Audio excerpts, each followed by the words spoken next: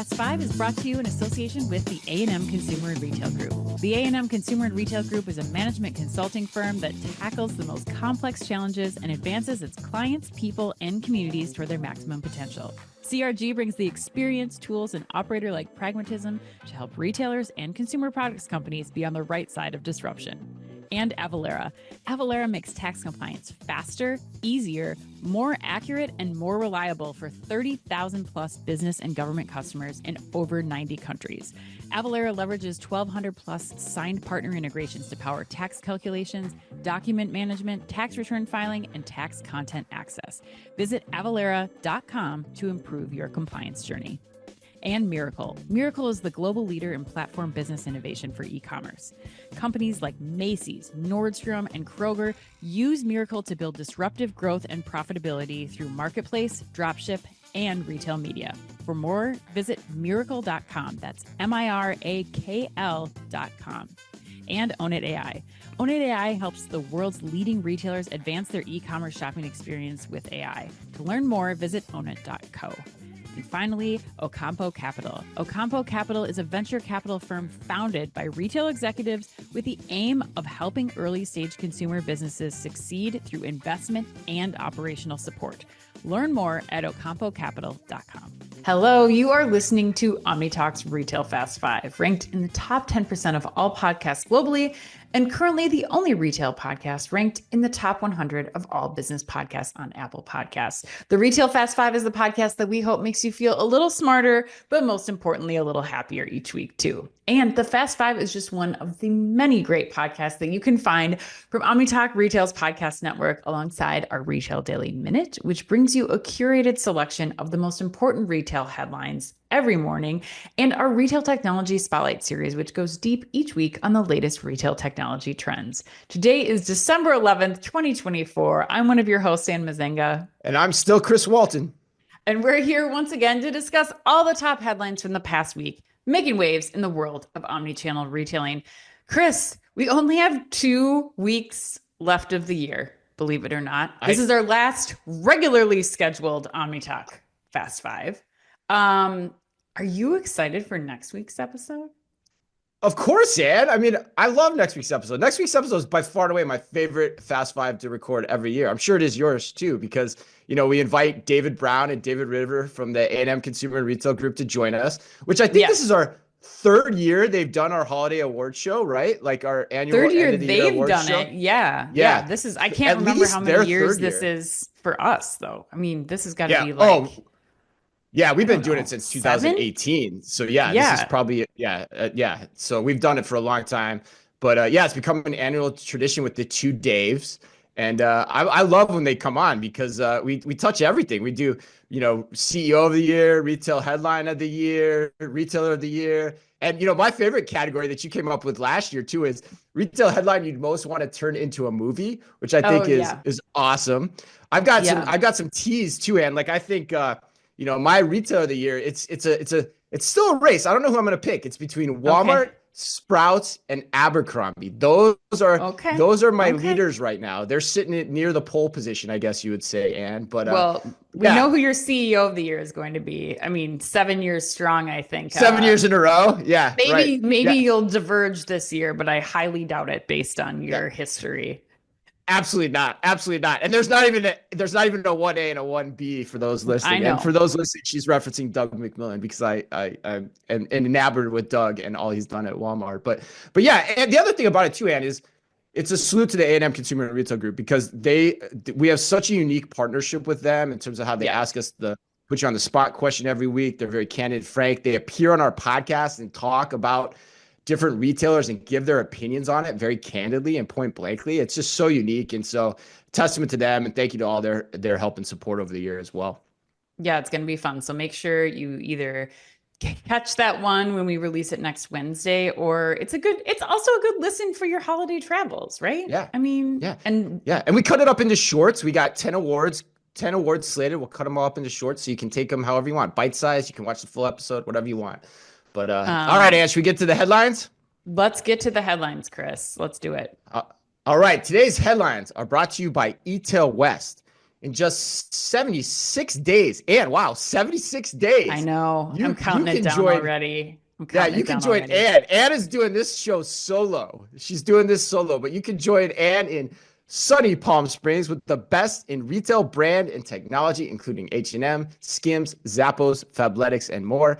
Head to etailwest.com and use code ETAILPARTNER, all one word, ETAILPARTNER, to get 20% off this must-attend event. And you and Ann can sit and enjoy the sunny confines of Palm Springs. Yes, we can. Yes, we can. Just book it now.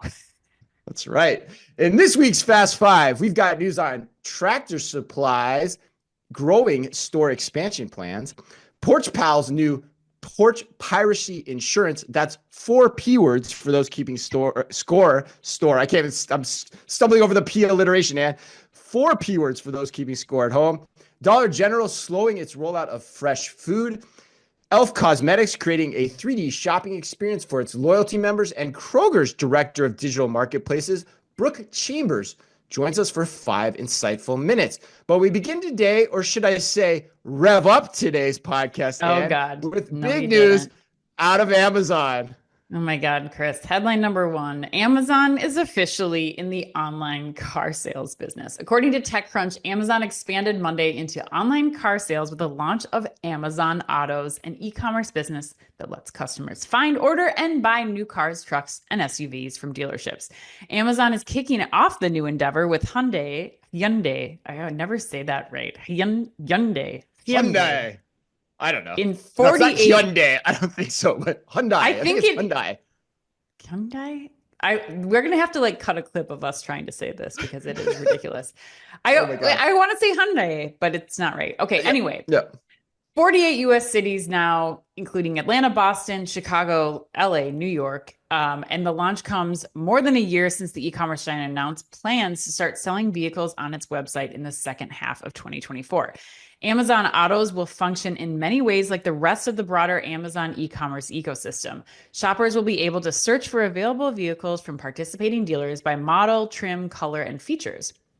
Notably, customers will also be able to secure financing and e-sign paperwork via the Amazon Autos site. Once the payment is finalized, customers can schedule when to pick up their vehicle from that dealership. Chris, could you ever see yourself buying a Hyundai or any other car from Amazon? Just double down on the joke. I love it, Ann. All right. Yes, I actually could. I actually could see myself doing this. I think this. I 100%. I think this is pretty freaking sweet. I think it's a great move by Amazon.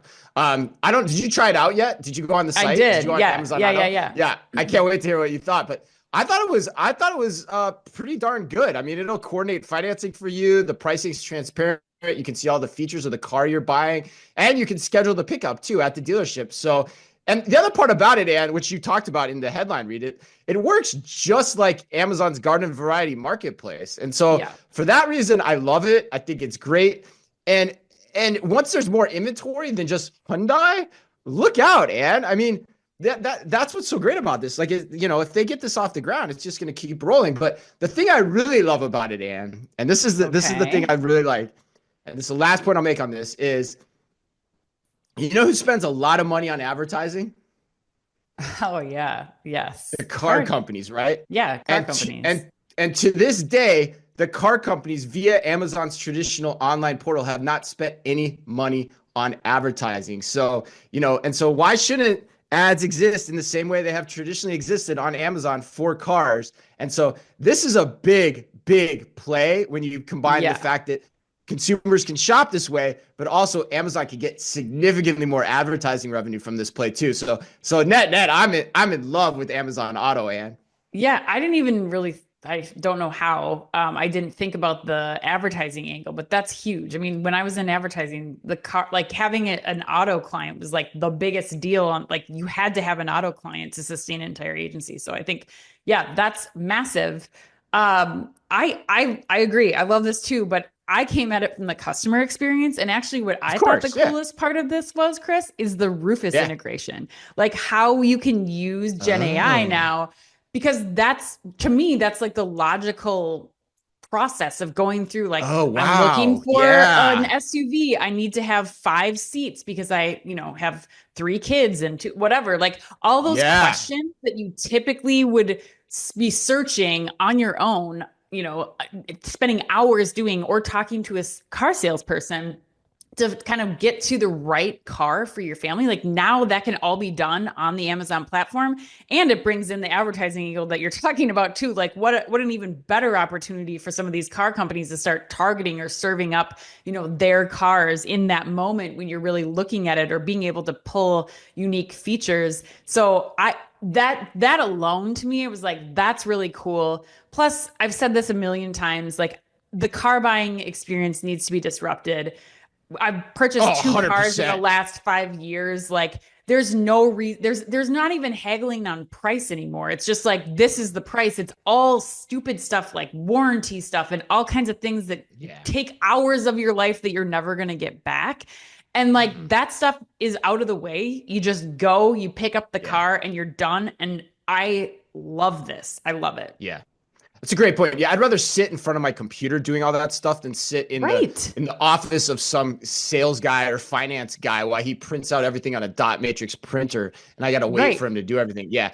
The other point I bring up about the ads, and too, which I think is really interesting, is for new cars particularly, personalized ads do not exist in the automotive world. Like they don't. Mm-mm. Like that's not Mm-mm. something that we as consumers get served up. So when No. I think about that and the potential here, this gets really big, really fast in my mind. All Yeah. right, headline Yeah. number 2. Tractor Supply has raised its store expansion plan goals and now says it will open 90 additional new stores in 2025 as part of its, quote, Life Out Here 2030 strategy. According to Chain Store Age, the nation's largest rural lifestyle retailer has increased its long-term store count goal to 3,200 locations. Wow, up from its previously announced target of 3,000. Tractor Supply expects to open 90 new namesake stores in 2025, along with an approximately 10 new PetSense by Tractor Supply stores as well. According to Tractor Supply's website, as of 9/24/2024, because I looked it up, and it currently operates 2,270 stores across 49 states. Tractor Supply also updated its total addressable market size to approximately $225 billion, up from $180 billion. It aims to achieve a net sales increase of 6 to 8% and comparable store sales growth of 3 to 5%, and expects earnings per share to grow 8 to 11% as well. Whoa, lots of big data points there. And I'm Yes. curious, do you think Tractor Supply's expansion plans make you stop and go, huh? I never thought about Tractor Supply in this way. Oh, I thought you were going with I thought you were going to go with the song, like things that make you go, huh? Or, We could do that too. Things that remember make you that? go, Yes, you know that yeah. one. See, this I is know my that one, eh? problem. I need Things to that make you stop go, referencing like 2000s Bone Thugs and Harmony rap, and I just need to go Mm-hmm. to like 90s club hits, and then I will, Yes. then you'll be Yes. able to like Yes. collaborate with me a little bit more on that. Yes. If it was on 97 FM, man, I probably know it. I probably know it. But if it wasn't played on that, not happening. Not happening. Well, to answer your question, yes, it absolutely did make me stop. And the more I think about it, Chris, the more that I'm very intrigued by this headline. I mean, first of Mm-hmm. all, 90 new stores in this year alone, just the Tractor Supply banner, and then 10 of their PetSense stores, which are like a Petco competitor or PetSmart competitor. That's pretty ambitious for one year.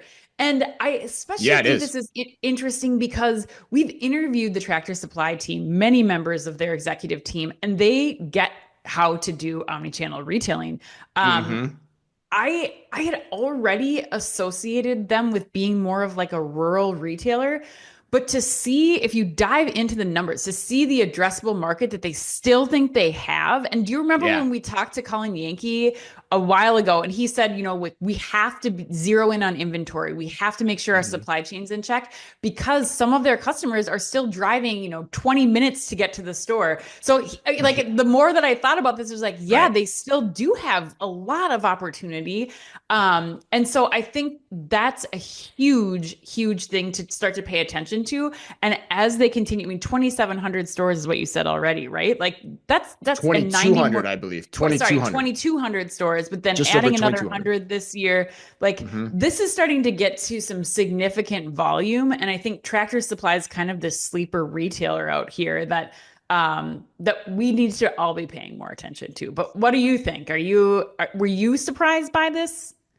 Oh yeah, yeah. This headline definitely made me go, huh? Like, wow, I had Yeah. not thought about Tractor Supply in this way before. And I think, for that reason, I almost think it's the retail to watch of the next decade. And I say that for three reasons. I think number one, 3,000 stores, Ann, you're talking Walmart scale at 3,000 Right. stores. There are Right. I don't even know if there's another retailer that, of the same size and scope. Certainly that, not in that category. Of the footprint. Yeah. No. Yeah. And then two, the pets angle is really interesting as well. How do they think about that? But then three, this is what I think is really fascinating. With that size and scope, comes back to retail media again, because retail media can become a real profit enhancer.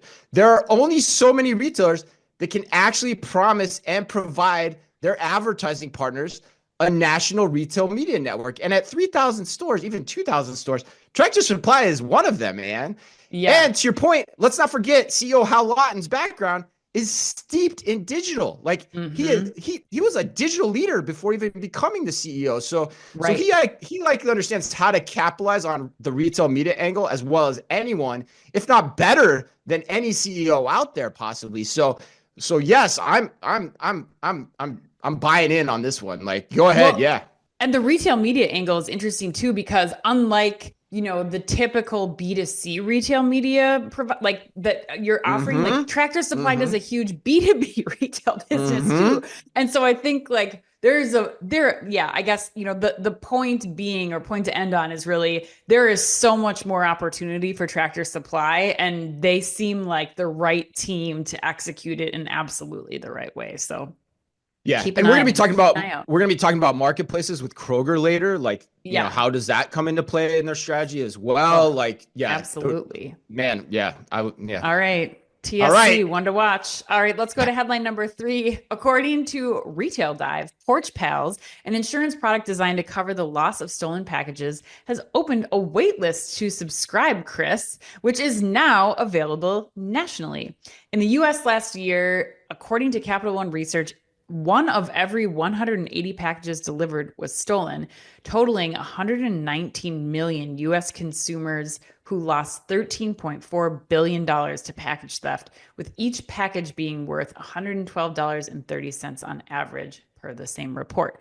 Wow. PorchPals Protection, which costs $15 per month or $120 total with an annual subscription, is linked to a customer's debit or credit card. The company touts the coverage as broad and efficient, noting that it applies to deliveries from a variety of retailers, that a claim can be filed in minutes, and that reimbursement is sent within 72 hours of an approved claim. The coverage also does not require victims of package theft to file a police report. There are also some limits to the PorchPals coverage, though. Subscribers can only make up to 3 claims each year, totaling $2,000 or less. Chris, this is also the A&M put you on the spot question this week. Jeez, I feel like I'm on a streak with these questions. You are. You keep getting them. Chris, A&M wants to know, who should bear the financial burden of package theft? Is it a cost of doing business for retailers, or should consumers take it on, as the PorchPals model inherently suggests? Asking a different way, given former New York Giant player Adoree Jackson, did I say his name right? Adoree? You did, Ann. You nailed it. Okay. Who co-founded PorchPals, is the one thing that the New York Giants have gotten right this year. Is this the one thing? Or is it yet another fumble and organizational debacle? Affectionately yours, a tortured New York Giants fan. I'm really glad you got this one, because I do not follow sports closely enough to know what the hell they're talking about. So Chris, the floor is yours. Oh man, that's such a great question. I love when they personalize the questions like that too, from the tortured New York Giants fan that wrote it. All right. Sadly, Ann, I think how to answer that question. I think this is right for the consumers to take on this cost. Okay. I really do. Yeah, I'm curious what you think too. But retailers have borne the brunt of e-commerce and all its additional costs for a long time now. And consumers are still loving e-commerce. It's still growing. They're still demanding it even more. And so for the business model to work in the long run and to keep retailers in business, I think if this is an issue, then yes, I think it only makes sense for the consumers to bear the cost. Now, of course, not every address is created equal. I understand that. Not everyone has the ability to afford porch piracy insurance. But I think this is a starting point, and the model can still morph over time to be more democratic for everyone. But this is a good start. And there's other models to this as well. That you can use here, depending on the degree of severity too. But this is the one that's been called out recently. So net, to answer the question fully, I think this is clearly in bold capital letters and the best thing to come out of any New York Giant, past or present, this year. That is my statement. I have nothing to compare that to, so I'm going to have to take your word for it. But I do agree with you that, another survey that I saw in researching this was that, it's $16 billion of annual loss that retailers are facing because of porch piracy. And it's too big of a number for retailers to, try to cover off on. And so I do agree. I think the customers are going to end up paying for this no matter what. Now, I am not ultimately the customers pay anyway, no matter what. Right. Exactly. To get right down to it. Exactly. I don't know though that I see this taking off. I think that we're going to see it actually other things happen. One, I think that we'll start to see retailers the same way that we're seeing changes to return policies where they're charging for returns. They're including certain return restrictions, especially when we start to look at these subscription programs where it's like, okay, we cover as part of your subscription program, we'll cover, any package theft that happens because the retailer gets the recurring revenue from the subscription program that might help offset that large line item of theft that's happening. But me as a consumer, I'm not paying for this coverage. There's just, I could not see myself spending another $15 a month in the event that, 3 times a year I'd need this coverage. But I also haven't lost any major packages and haven't ever had to deal with a situation where I'm out tons of money. So I think this might be like a situation where you don't buy it until it's happened to you or you need it. And I think that retailers will end up figuring out how to handle this with customers in their own ways. So yes, I guess I'm not buying it. You're not buying it. So I got two points to this. I think one to the question that Anne-Marie is like, the other option is you can still just go to the store, right? In theory. Right. So or so pick you it can up choose at a location. whether or not you want to pay. Right. Yes. Pick it up at a secure location. My question for you though, and this is what I allude to in the other models too. Yeah. The other model that I've seen or talked to people about is the model that's akin to like when you book an airline ticket and it says, do you want flight insurance at the point of purchase? Mm-hmm. Like, do you think that is something you could see yourself doing? Because you wouldn't want it all the time. You want to pay monthly, but maybe for a specific item like a big screen television. Yep. Would you see, you could see yourself doing that though?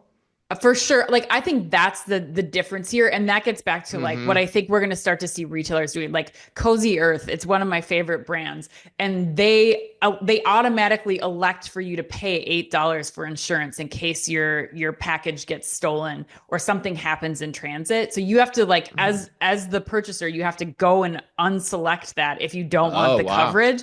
And so I think that makes total sense. Or in that case, you give people the option to pick up in store so that they're not having something of high value sitting outside on their porch. But so that makes sense to me. I'm not paying for extra coverage in this situation. I still don't see myself doing that. I change how I pick up the item or how I collect the item. That's really interesting. So for you, the consumer still pays. You just don't like this model that PorchPals is putting out there. That's basically what you're saying. Okay. Right. Wow, or, cool. I mean, I also think that you look at like even headlines this week that came out, like Best Buy, who's like working now more closely on getting targeted drop-off windows where you can elect, like, I think it's going to fall on the retailers to give customers a myriad of options of how they get their things before they start, before we start to see customers really roll over and start paying a $15 a month fee. Yeah, I think I'm with you. I think I like that, the design of that model a little bit better as well. All right, Ann, well, let's bring Brooke onto today's podcast.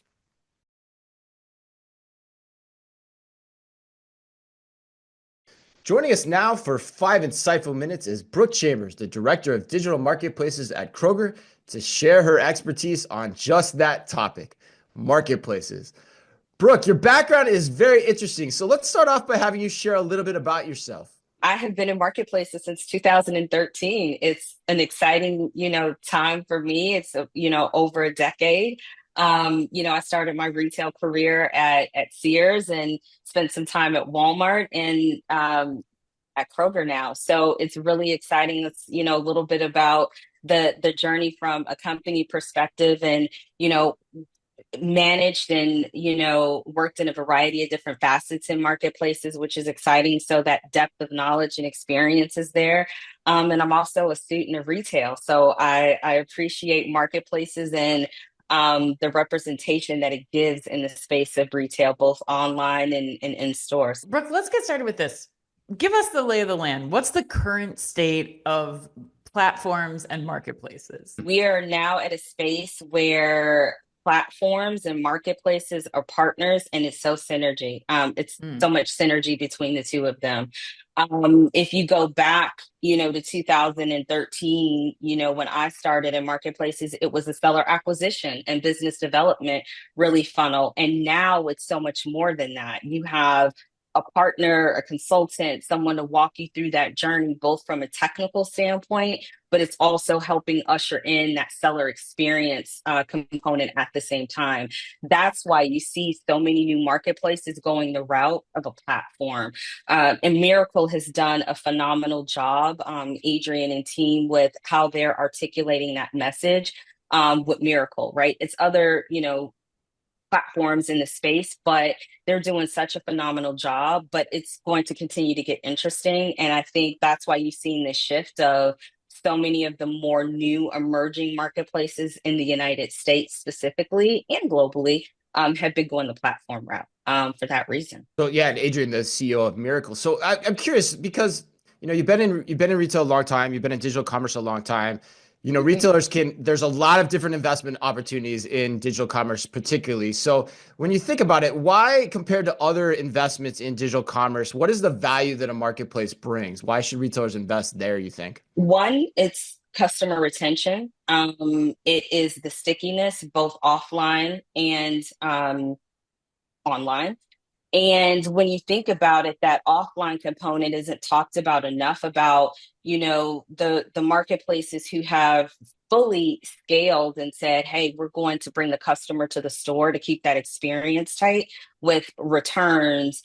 Just as an example, think about it. You have a customer walking in the door and yeah, they may do a return, but they're going to walk back and figure out, man, I may need to get X item for my home or whatever that is. So that whole synergy is there. And really it's a fight for the customer right now, right? Everyone going into marketplaces is, how do I keep my customer? How do I expand my offering? Right. And that is the key. And that's why it's such an important component to any online strategy right now. And anyone in retail entering that space understands that. Well, Brooke, with the fight for the customer going on right now, what advice do you have for other e-commerce leaders who are kind of considering a marketplace platform model right now to accelerate their growth and reach those customers? Do it. Bluntly, just do it. There's no question. It's such an important facet of any retailer strategy right now because it is low investment, high profit. And the fight for the customer is going to win as long as you're keeping that customer experience tight and really understanding the ethos of your customer while you're going down that path. So it's not really a question about should you do it? You should do it. And I think we're starting to see that in the space. And there's so many areas it's still expanding into. Like we haven't even touched on the retail media aspect as well. So I want to get you out here on this. What are your thoughts on the future? Like, how do you think marketplaces are going to continue to evolve? I think about social selling. You think about TikTok and what they're doing right now is really interesting. I think the interesting debate between Temu and what Amazon is doing to fight for that lower price point apparel customer is really interesting as well. But I also think that it's going to continue to evolve into new categories, specifically with retailers who are online and offline with brick and mortar presence that could expand and do so much more. Like David's Bridal is a great example. I just think that's a really interesting space. It would be really interesting to see if they were to go into the marketplace space, because I think it would be amazing. And then it's going to continue to evolve. Just using them as an example because bridal is so specific, but I think it's going to continue to bridge the gap with online, offline, social selling. And listen, the United States specifically, we have a new generation that's about to evolve into a more mature spender, and their whole mindset is really different towards shopping. So it's going to continue to evolve as retail evolves, but it will be a staple in retail strategies for the very long term. Brooke, that was great. Thanks so much. Thanks, Brooke. All right, Ann, I really enjoyed that conversation with Brooke. And I got to tell you, Ann, too, I've been getting inspired by all kinds of conversations we've been having about marketplaces recently. And so I also decided, newsflash for everyone, I decided to write a manifesto, Ann. I'm calling it the Marketplace Manifesto. How much time do we need for this manifesto? Give us an estimated article read time here. It's actually a pretty quick read given, my normal article length. But yeah, I wrote an actual manifesto for all e-commerce leaders that they can share with their bosses to help push through change, for all those that have been beating their heads against a wall to expand their assortment and keep running against old line traditional merchants that just can't understand the value of an expanded online digital assortment. So you know what I called? I called it, Don't Leave Money on the Table, How to Rethink Your Marketplace Strategy. Okay. Yeah, okay. Pretty straightforward, right? Where can we find that manifesto? Funny you should ask, and I will put it in the link I will put a link into the podcast show notes, and as well as you can find it on OmniTalk on the blog, right on the homepage too, for those interested. But it's a fun article, it's a fun read, and I definitely it was very personal because there's a lot of past experience in that article, a lot of past battle scars. And all right, headline number 4: Dollar General is slowing down its fresh produce rollout. According to Grocery Dive, Dollar General's efforts to bring fresh produce to locations will continue into the new year, but at a slower pace compared to years prior. Dollar General plans to begin selling fresh produce at approximately 300 more locations in 2025, bringing the total number of stores that have this offering to roughly 7,000, which is still a lot of stores. From 2022 to 2023, Dollar General added produce to more than 1,800 stores, bringing the store count that offered fresh fruits and vegetables to more than 5,000 locations. However, Dollar General still has ambitious store update plans in the new year. During the fiscal year 2025, the retailer aims to complete around 4,885 projects. That sounds like an exact number. Very specific. Including 575 store openings in the U.S. and 2,000 full remodels. And is Dollar General's fresh rollout slowdown just an example of good capital allocation, or do you think there's more going on here?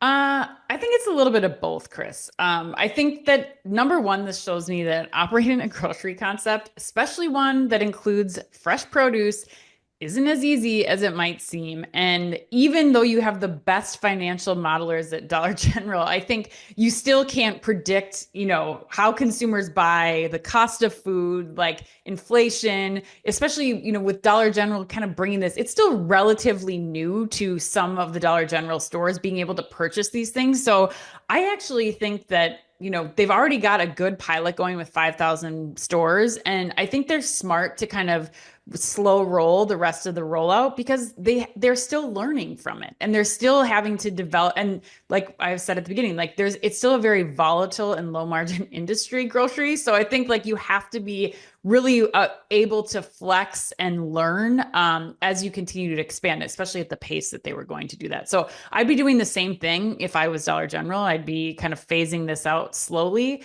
And the other thing I'd be watching too is, as Walmart is still gaining share in grocery, and that's a lot of the other retailers that's closest to people in these Dollar General geographies, that's something, their low pricing is something that you're going to have to contend with too. So that's something else that kind of plays into this as a tertiary factor. So I think it's both like modeling the financial component of this and then just figuring out operations of running a grocery concept inside of a dollar store.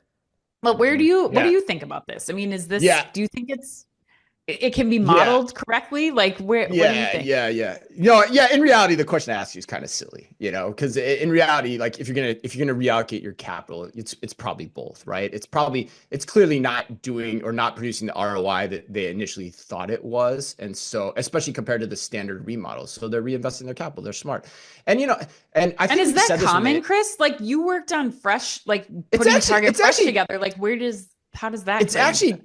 It's actually not that common, I would say, because typically retailers double down on things they've said. So I actually give a lot of kudos to them for saying, okay, we're still going to do it, but we're going to slow it down. We're going to do it in the stores we think, we're still going to do 300 stores. We're going to do it in the stores where we think it's going to have the biggest impact. The other thing I'll say, because I think we talked about this when they first announced the strategy, Zach Brinning is there. He's former Omni star, Zach Brinning. He was actually in charge of Target's Fresh rollout. So they have people inside Dollar General that know how to do this as well as anyone out there. So I just think net to me, it actually feels like a smart move on paper. And I don't think I'd read anything more into it than that, honestly. Yeah. Yeah. All right. Well, it's all wrapped up there. We check the box, check done. Check box. All right. Let's pragmatic discussion. Yeah, right. Headline number 5, e.l.f. loyalty members now have access to a 3D virtual experience lounge, Chris. According to Internet Retailing, e.l.f. Beauty has opened a digital shopping lounge for its Beauty Squad members in the UK and US, which enables them to shop new product drops for the holiday season and access exclusive offers. Partnering with immersive virtual shopping platform Obsess, e.l.f. has introduced a speakeasy-themed 3D store for members of its loyalty program. The virtual Luxe Lounge is designed to offer a virtual experience exclusive to e.l.f.'s most engaged audience, giving them a new way to shop. Ekta Chopra, the chief digital officer at e.l.f. Beauty, had this to say about the effort, quote, e.l.f. Beauty Squad members are incredibly important to us, and we're excited to bring them an exclusive shopping experience that will give them new ways to earn and redeem rewards, end quote. Chris, are you buying or selling e.l.f. Beauty's virtual Luxe Lounge? Oh man, and if I was pragmatic on the last headline, this one I'm going to get unhinged on. I'm selling this about as hard as anything I've ever sold on this show before. Okay. That's what I'd say. Okay. I checked out the experience on YouTube too, because not surprisingly, I'm not an e.l.f. loyalty member, so I can't access it. And it's honestly, I couldn't even access it as an e.l.f. loyalty member either. So, oh man, wow, brutal. Yeah, but I got a good sense of what it is on YouTube, and it's nothing to write home about. In fact, and I'm so tired of the 3D gimmicks that everyone puts out every single year. I'm so tired of it, because the question I always ask is, how are you getting traffic? Feels like it's a waste of time, money, resources to me compared to so many other options you could do, especially when you're putting it on a standalone experience, like off your website. It just makes no sense. But compared to like live streaming broadcasts for your loyalty members, or other initiatives inside of TikTok or Roblox, even where the traffic's already built in. So for me, Ann, honestly, the day can't come soon enough when I stop seeing these ridiculous standalone 3D shopping experiences powered by Obsess, Penetrobe, or whoever the heck else someone sold somebody on their unique 3D platform, which, God, it feels like there's so many of those too. Yeah. That's my take, Ann. Do you agree, disagree? What angles am I missing? Or am I converting you? I'm curious. I mean, I think I'm trying to find the angles that we might be missing. One, this is not for us. Like, we just are, I don't know if we're too old. We're outside of the generation that's interested in these 3D experiences. Like, maybe there's somebody that's interested in them. It's not me. I agree with you wholeheartedly. Like, I'm a rewards. If it's not working for you, probably not that many other people are interested in it. I couldn't even find it on the site or app. Right. So, like, that's the part. Like, I was like, maybe it's, traffic driver. Yeah. As long as you can access it. Well, you can't access it as far as I could see in the app.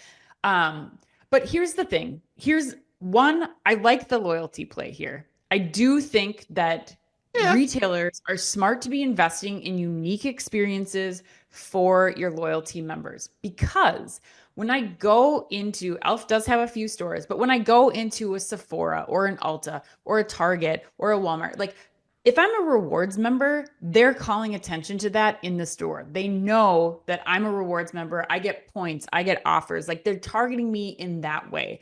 And I think, as we heard again from when we interviewed Sarah Patempa from Beach Waver, she stressed this when she was talking about the importance of live video on your site. Like this is, you have to create a similar experience online that your customers are getting when they go into a store. And I think I don't think that 3D, a virtual showroom is how I would do it. I would go with exactly what you said, which is putting live video on your site to kind of replicate, or really good Gen AI search on your site to kind of replicate that experience that you'd get with someone in store.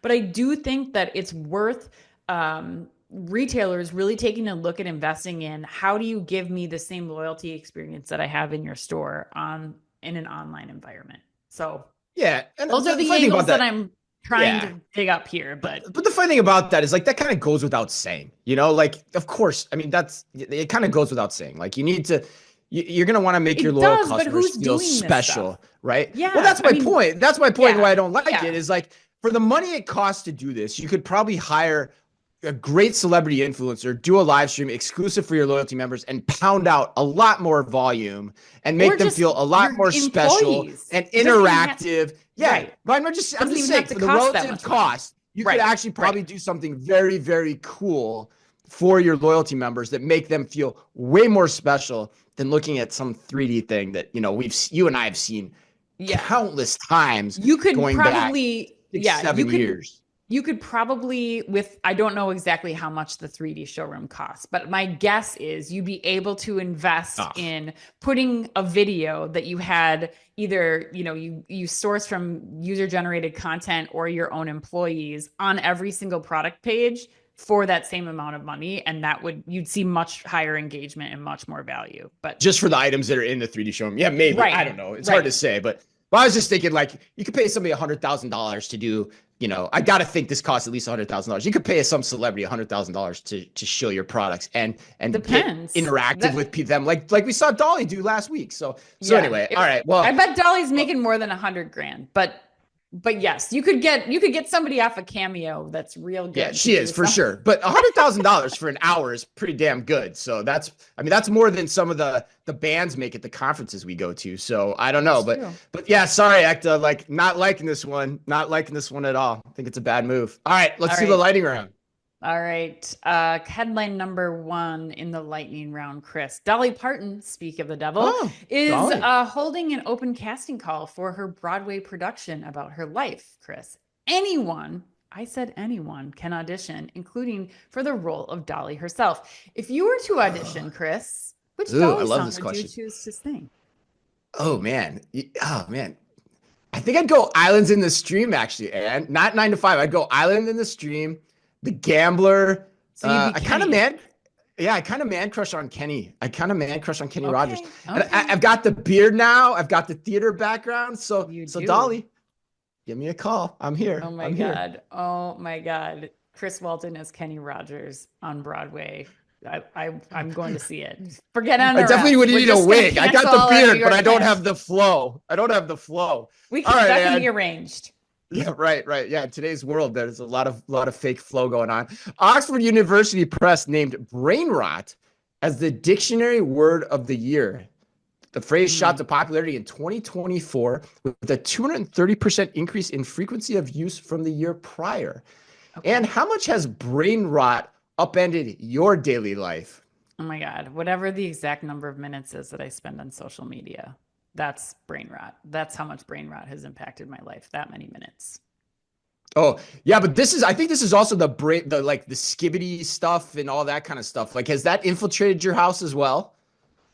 Yes, but I guess I don't equate that to brain rot. I feel like that's just like the vernacular of the kids these days, Oh yeah, it's actually the name that catches like all of that language as well. So that's why I was wondering like how much it's impacted you, because it has definitely thwarted the quality of life in the Walton household, and Oh my both at God. Oh, home I had and no at idea. school. Yes, Okay. my kids have been very disruptive using brain rot-ish language at school, and I've been talked to by the teachers many times Oh my about that usage. gosh. So I was curious if it's impacted your Oh, I household as thought brain well. rot was like, when I think of brain rot, I think of like wasted time. Like what your That's brain is both. rotting from this It's like both. bad television or whatever. Like, so brain rot is related to language. Okay. Well, I'd have to rethink that one because I don't know the answer. We have a lot of skibbity and I can't even think of the other words right now, but yes, that's definitely happening in my house as Yeah, well. like there's just crazy words like Ohio Yeah. and Riz Yeah. and simp and I don't know, Oh whatever. yeah. Okay, well, let's go to question number 3. Hopefully, you know more about this one than I did about the last one. Shabuzi just set a record for the most consecutive weeks with a #1 hit song for Bar Song, which contains the lyrics, "Pour me up another shot of whiskey. You know me and Jack Daniels got a history." Chris, if not Jack Daniels, which spirit do you have a history with? Oh, I definitely don't. I'm definitely not pouring myself a shot of Jack Daniels here because I have a history with Jack Daniels and I can You never go do? back. In fact, I can't even smell Jack Daniels, Ann. No, Really? no. Why? What Yeah. happened? Oh God, do I want to tell this story? Okay, so I was 18. I went on a lake trip to Lake Nacimiento in California. Went on a lake trip with some ASU guys that I had met that summer who are much older than me, all Oh over my God. 21. And we were out on the lake all day and then went back to the lake house and started playing bumper pool. And I was like out of my mind with bumper pool. And I was pulling off shots like Oh my no one gosh, I would bet believe. you. And, Yeah, and I I can was, imagine and so, that. and I was drinking more shots of Jack Daniels than anything. And then, and so there's a Just video of it. shots, not even like Jack and Coke or anything. No, Just just shots. shots. Ugh. And I'm like new to drinking, like relatively 3 months into drinking. And, and there's a video of it. I think I still have it. It's like on VHS. I think I still have it. You just watch me just at one point just fall over. Like I'm just flat out. Like I'm lucky I didn't have to go to the hospital. And so the Oh next my morning I wake up. God. The next morning I wake up. Why Everyone's asleep. were I they walk. videoing you? Oh, we were all videoing everything. It's Oh back with my God. camcorders and stuff. And so the next morning I wake up and everyone's asleep and I barge into the house. I'm like, did I jump into the lake yesterday? Was I so drunk that I jumped into the lake? And they're like, dude, no. And I'm like, oh, right. And so let's just say I was washing mattresses the rest of the day. And Oh let's just say my I was washing mattresses. God. So anyway, I Oh, cannot smell Jack Daniels anymore. And so to answer your question, if I had to pour myself anything, it would be a shot of Don Julio. That's my go-to middle of the oh road my tequila. God. And Oh my God. Oh my God. all right, let's get out of here before this show goes any more off the rails. Defunct restaurant chain Chi-Chi's is piloting a comeback in 2025. I actually have 2 questions for you on this, Ann. Okay. First, when I say Chi-Chi's, what is the first thing that comes to your mind? And then Fried ice cream. second, fried ice. Wow, really quick on that one. Yep. Okay, and then second, in the pantheon of chain restaurants, do you think Chi-Chi's is underrated, or properly rated? I haven't been there in so long. I feel like I'm not equipped to correctly answer this question. What do you think? Well, I thought Chi-Chi. I mean, I remember my first Chi-Chi's experience in like the 80s, and it was pretty baller. Like I thought it was pretty decent. And like all the TGI Fridays too, like all these chain restaurants that were one time awesome, they just get destroyed. Yeah. But so I actually think Chi-Chi's, when I think about all my chain restaurant experiences, is actually underrated. Underrated. Yeah. Like Red Lobster, I would say properly rated, Oh God. But Overrated. Overrated. Yeah, or overrated, properly to overrated. But Chi-Chi's, I would say underrated.